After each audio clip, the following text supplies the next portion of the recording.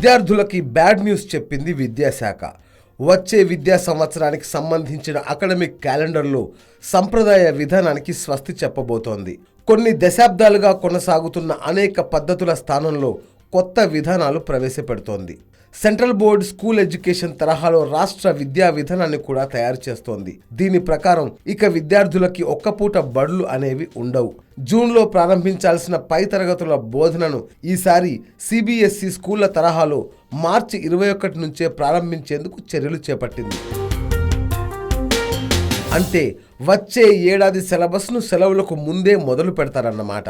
వేసవి ఎండల నేపథ్యంలో మార్చి 17 నుంచి ఏప్రిల్ 23 వరకు ప్రతి ఏటా నిర్వహించే ఒంటిపూట బడుల విధానం లేకుండా చూడాలని భావిస్తోంది.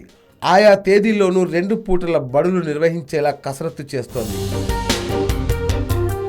పై తరగతుల బోధనను మార్చి 21 నుంచి ప్రారంభించి ఏప్రిల్ 23 వరకు నిర్వహించాలని భావిస్తున్న నేపథ్యంలో ఈ ఆలోచనకు వచ్చింది. ఇక వేసవి సెలవులను ఏప్రిల్ 24 నుంచి జూన్ 11 వరకు ఇచ్చేలా క్యాలెండర్లో పొందుపరుస్తోంది.